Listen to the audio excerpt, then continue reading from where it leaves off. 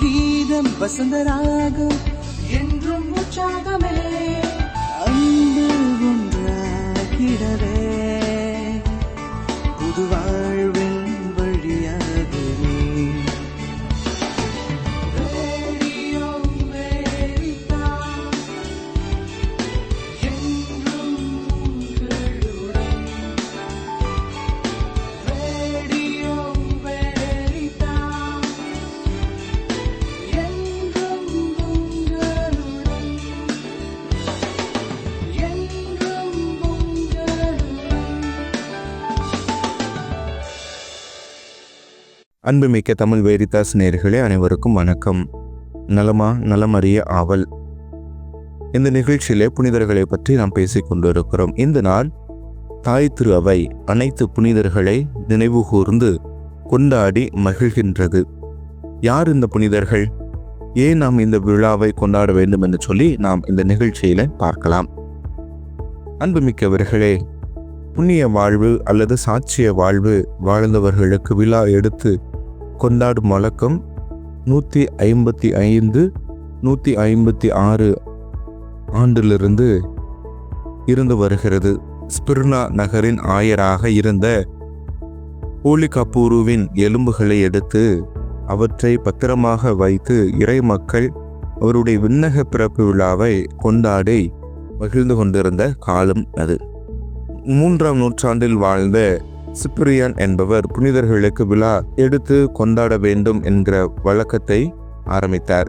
இப்படி இருந்த காலகட்டத்தில் அப்பொழுது திருத்தந்தையாக இருந்த 6ஆம் புனிபாசின் காலத்தில் பாந்தோயோன் கோவில் அனைத்து புனிதர்களின் கோவிலாக மாற்றப்பட்ட பிறகு அனைத்து புனிதர்கள் விழா திரு அவை முழுவதும் கொண்டாடப்பட்டது.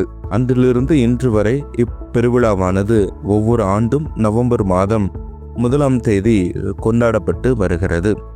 அன்புமிக்கவர்களே, யார் இந்த புனிதர்கள் என்று நாம் பார்க்கிற பொழுது புனிதர்கள் வானத்திலிருந்து குதித்தவர்கள் அல்ல. நம்மை போல இந்த உலகத்தில் சாதாரண மனிதர்களாக பிறந்தவர்கள்.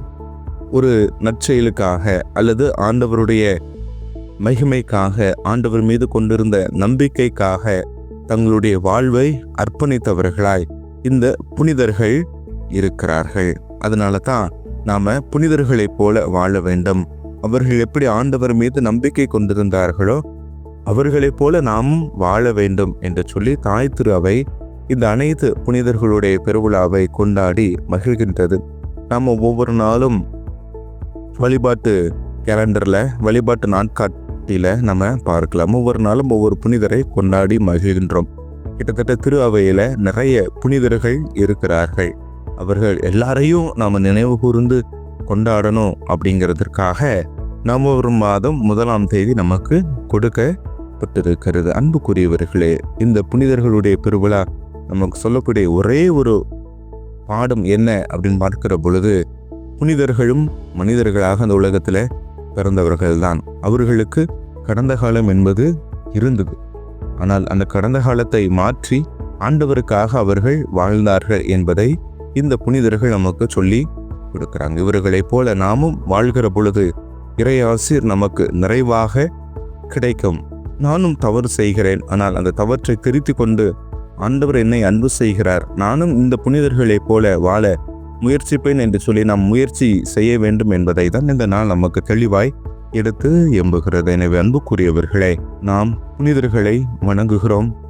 புனிதர்களைப் போல வாழ முயற்சி எடுப்போம். இறையாசிரை பெறுவோம். மீண்டும் அடுத்த ஒரு புனிதரோடு நான் உங்களை சந்திக்கிறேன். அதுவரை நன்றி, வணக்கம்.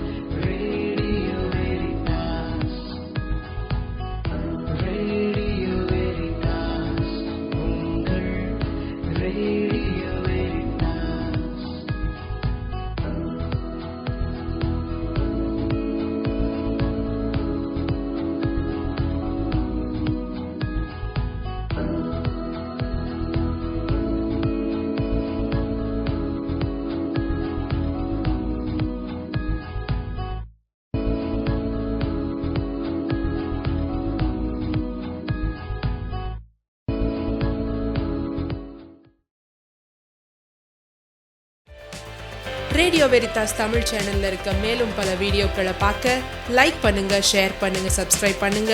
மறக்காம பெல் ஐக்கனை கிளிக் பண்ணிடுங்க.